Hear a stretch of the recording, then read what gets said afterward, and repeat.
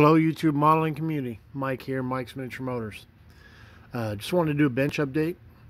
Got 4 projects on the bench, 4 group builds going on, and just want to kind of, I think it's been what, 2 weeks, 3 weeks? And I've been feeling better, kind of getting more into the mood and this, that, and the other building. So I've actually got quite a bit done. Or I'm happy with where I'm at. So let's start off with the least farthest along to the farthest along. Started working on my I forget what the acronym is, but basically the content creators group build, the 70 Roadrunner or the GTX. Started scribing the panel lines, the gray dabs there, primer for where the scriber jumped, and if you want to say I scratched the body. Probably go around the windows 2-3 times, and then remove the mold lines and the basic body prep. But I have started describing the lines. Something bring to everybody's attention, something that adds a lot of adds detail. It looks better. If you go look at pictures of the Roadrunner, the GTX, these aren't solid door handles. You can just drill 2-3 holes, open these up. It just makes it look better. Looks to make, if you want to say, more realistic.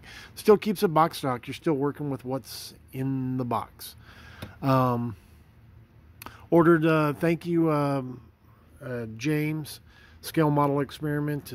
I did order some decals from Keith Marks to replace the ones that come in the kit. That goofy Dino looking thing versus the Roadrunner.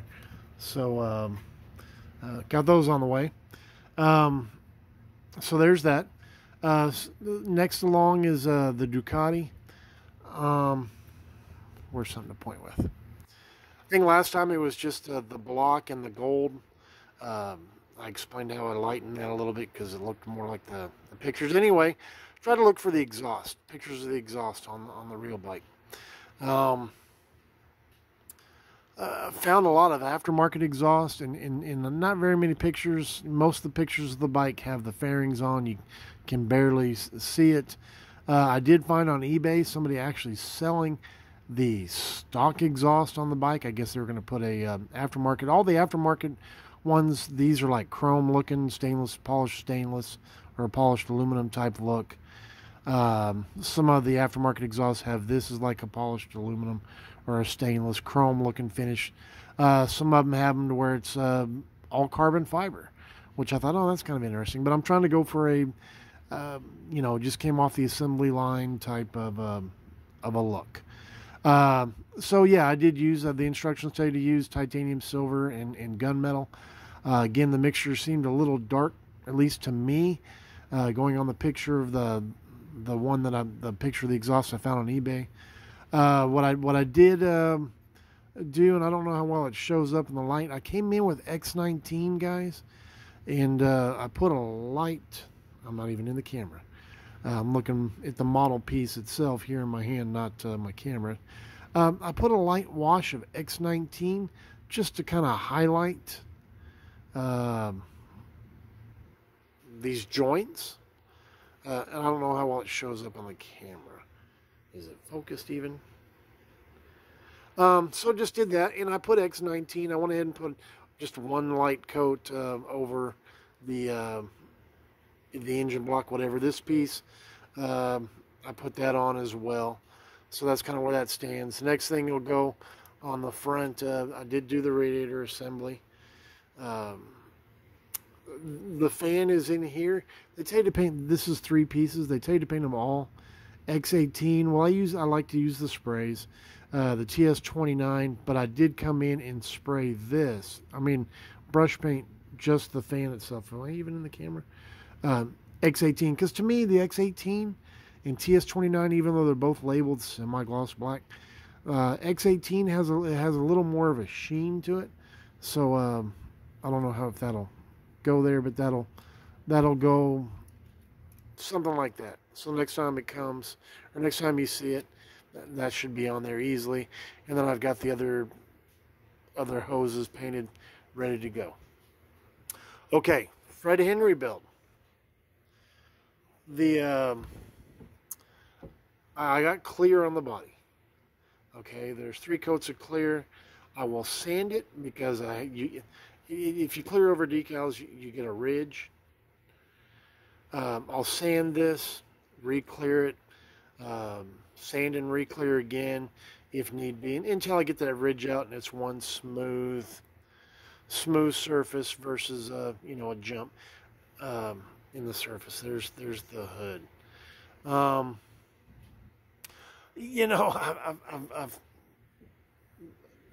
I know that orange doesn't match. First of all, I was gonna do a Chevy engine orange, the engine block, and that's a really vibrant orange. And I thought, well, I'm gonna go get craft paint and I'll match that. Uh, this is just Tamiya, whatever the spray orange is. It's just called orange. They have a brilliant orange. They have 3 different oranges in the TS line, and that's just orange. Excuse me. I thought, well, it's going to be down in the engine compartment. It's going to have lots of stuff off it, hoses and wires coming off it. As long as it's orange, it'll be okay. I know the yellow wires, I plan on using aren't a perfect match for the yellow on the stripe either. So I just kind of got over myself. Did the rear end. I don't know if, or the pumpkin, not the pumpkin, the differential part. I don't know if I'll leave that orange. I just thought, to match, be cohesive. I don't know. Up in the air. I did get the chassis painted in the polished aluminum. All the framework, all the tubing, I plan on masking off and painting, Italian red, Pappy red, whatever you want to call it. I've got the roll cage back there. I've got other pieces that are going there, so that'll all be red. But this and all these tubes will be red as well. So, all the framework will be red. That goes in the back part of the roll bar, and there's, of course, the firewall. So those are all painted. While I was doing the, that's pretty much where the Fred car stands, or the Camaro. While I was doing the polished aluminum, I did the chassis for the Beretta, the firewall, suspension pieces, interior pieces, so on and so forth. I painted the body in gray primer, and then I put, if I remember correctly, there's 3 coats of, I explained how I got this True Color paint. I don't like this paint, guys. I was out of gray primer, so I shot it in white primer. There is 3 coats of red. After the second coat, I was like, oh man, that's just not right. I wanted it darker to match the body. I put the 3rd coat down, and it didn't even seem like it made it any darker than the 2nd coat. And I'm like, crap. Am I going to just have to build this up so much to try to get close to that body color? Or what am I going to have to do? So I just said, you know what, I'm going to leave it. It kind of matches the red on the nose of the car a little bit. And I didn't want to go buy a gray primer. And at that time, just to do the roll cage, I did a little piece that goes on the firewall as well. That's all I had that I just said I was going to paint, red and body color. So there's that. So a little bit of a disappointment, but like I said, I think it's still gonna be okay in there. It's not gonna look too out of place. It's just not exactly what I wanted. Started on the engine, or not started on it. It's pretty much done. I need to go in and redo some of the pulley faces with the Molotov just to touch them up. I carried, I stippled those flames in the white, the yellow, the orange, and the red. Is it in camera? Does it show up? No, come on, focus. If you see on the valve covers, they're underneath the air cleaners. I did the yellow, orange, and the red. On the top of the blower here, I did white, yellow, orange, and red. I did the blue here because the flames are outlined in blue. And if you look at the Dobberton J2000, those are blue. These are actually like a silver these fittings here on the Dobbertson car, this is the Dobbertson car with different skin on it. But I went ahead and did the red just to go with the red on the rest of the car. I'm debating whether to do the exhaust manifolds white as well. I just haven't made that decision. That's why those aren't on there yet. Okay.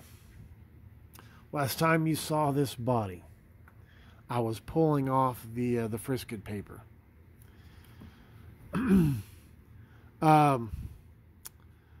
Right after that video, I came in with a Q-tip.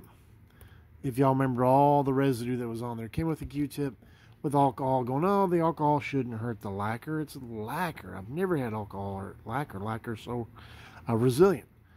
Started to do a little area like this, and it rubbed right through. I mean, it took that paint off quick, and I was like, that ain't lacquer. So if you see this little dark red dimple here, it's because I came in with a brush and filled in or repainted where the where I took the paint right off the car, and then it's been sanded. Okay, went to work, posted the video, went to work, came home from work. Justin at J Hart Model Works and somebody else had mentioned to me a polishing compound, and I wrote back Justin because he was just happened to be the first one that posted them or mentioned it, and I said, you know, what about if I shooting the clear over it? And he's like, no, it doesn't have any silicone in it. So the next day I got up, pulled out the Dremel, I did have the polishing compound. I didn't think I did, but I did have some. Went over the car, and as you can tell, it took the residue right off the car. It's been lightly sanded since then, but took it all off. It took off areas or lightened some of the stippling as well, because I had to come in here and with the polisher, and so I was like, oh crap, but you know what, at least I got all the residue off the car.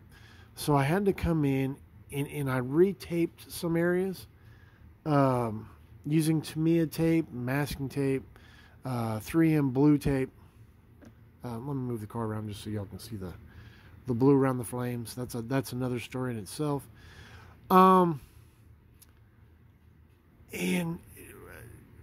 so I re-stippled some of the areas. It's still light here, I guess, but I'll just probably leave it. Re-stippled some of the areas. Went to peel the tape off. And guys, my heart sunk. I had several areas like this where the tape just took the paint right off. Oh man.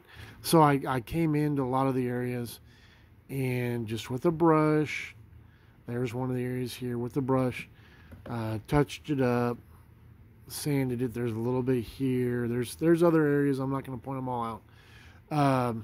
My heart sunk, and now I am terrified even after I clear, because I want to paint, I want to mask this off, come around the edge of the windows, do that black, do the edges or the side molding, bumper molding, whatever you want to call it, mask it off. When I peel that tape off, it's gonna do this. But and then I don't mind purple ponding stuff, but the work that went into this, pain in the butt. But it looks cool. And it's going to be worth it when it's sitting on the shelf. The blue, boy, my hands, my eyes aren't what they used to be.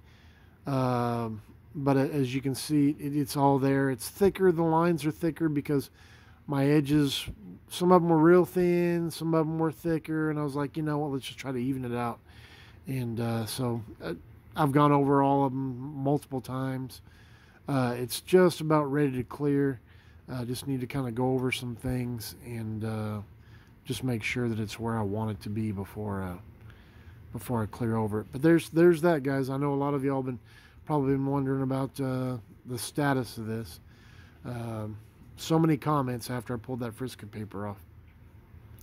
So anyway, guys, that's about where everything stands.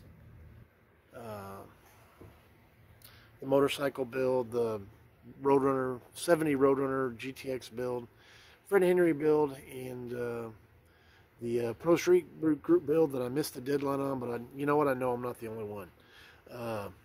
So that's about it, guys. Thumbs up. I know it's a long video. Sorry for that. Thumbs up, and questions, comments, feel free to leave them. Love interacting with y'all, and we'll see y'all on Thursday. All right, Mike out. Bye.